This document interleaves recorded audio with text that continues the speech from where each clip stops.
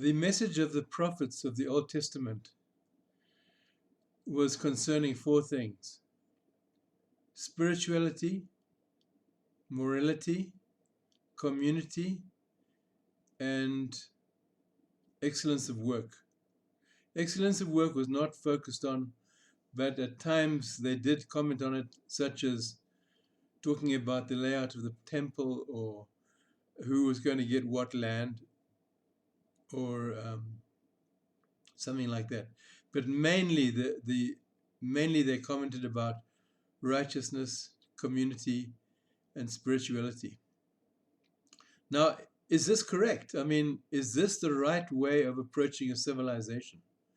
Is this the right way of approaching prophecy concerning your nation or your church or your family or your business? The answer is emphatically yes. So I'm going to do a short series on Pitcairn Island, how it came to be inhabited, and the whole story about it, and the foundation that was laid by British sailors, and how the foundation they laid was predictable. The outcome was predictable, and that is still happening to this very day. They are harvesting what they sowed in those days. So I want to talk about that now. Now, this is a story about Pitcairn Island. Pitcairn Island is there today. It's inhabited by about 40 people, only 40 people. It is a story of many civilization, its rise, its fall, and its rise again, and then its fall again. Now, there was a captain called Captain Bligh. He was the captain of a ship called the Bounty. And you can see these videos on YouTube about the Bounty and the mutiny of the Bounty. He was sent by the British government to collect breadfruit palms to plant in the West Indies to feed the slaves there. So he arrived with his crew in 1788, and he collected breadfruit palms for the British government, i.e. seedlings. He was there for several months. During this time, sailors formed unmarried sexual relationships with Tahiti women. The sexual morality of the Tahitians at that stage was not strong. So they formed these unmarried relationships with these women. One of them was the daughter of the chief. They left the island on the 4th of April, 1989. But on the 28th of April, 1989, a mutiny broke out. Captain Bligh was put in a longboat, and he eventually found his way back to England. 9 mutineers decided to go back to Tahiti and collect their women and settle on any remote island far from British lawmen.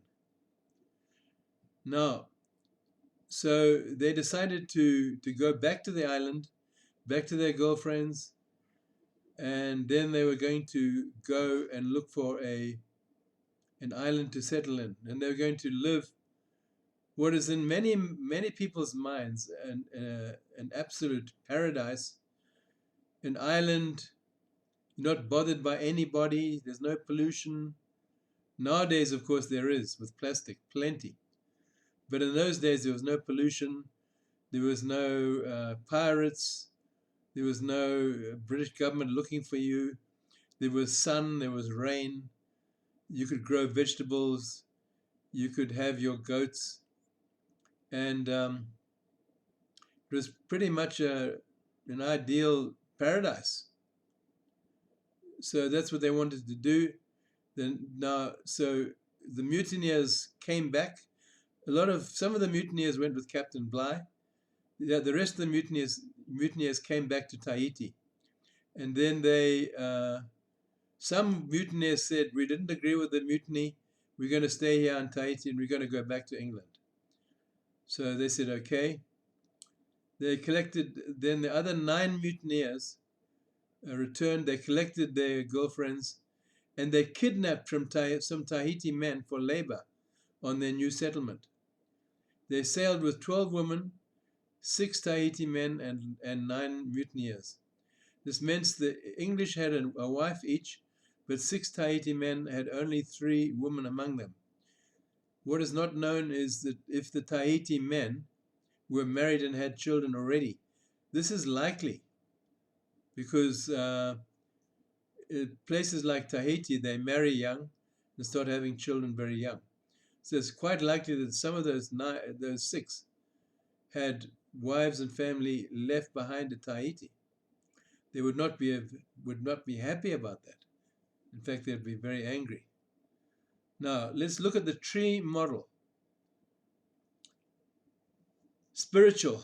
There was some religiosity, but no true spirituality. People did not want to serve Jesus Christ.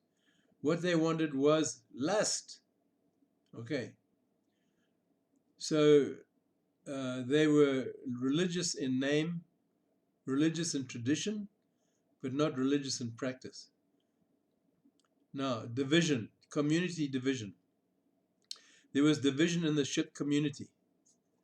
Let's have a look at that. Captain Bligh was not a good leader. His leadership style lacked social harmony and caused real discontent on the ship. His right-hand man, Acting Lieutenant Fletcher Christian, was driven to near suicide. It is suspected that Captain Bligh wanted to have a homosexual relationship with Fletcher Christian, the acting lieutenant. Fletcher rejected his advances. Captain Bligh's leadership problems and Fletcher's unhappiness was the root of the mutiny. On one hand, they could not live with their captain. On the other hand, there was the lustful dream of Tahiti woman settled on a remote island paradise free from the law's restraints. So there was a push to the away from the ship, and there was a pull onto the island. So there was a division in the Pitcairn community. The British sailors were united by the threat of British law capturing them and executing them. Mutiny on a ship was a capital offense. You would be hung in public from the yardarm of a ship, and you would be killed. And you would be in the newspapers, and your family would be shamed. And that was not what people wanted. They did not want their family to be shamed, and obviously they didn't want to be publicly hung. So it drove them not only to mutiny, but to actually look for an island to settle in far from British law. Some decided to stay on Tahiti and not join the mutineers in their dream of a tropical island paradise. Those who stayed on Tahiti were later captured and told the story of the mutiny. From then on, the mutineers were hunted men. 1 or 2 of the Tahitians may have been married and thus forcibly separated for life from their families. This is injustice, right? So it broke community laws.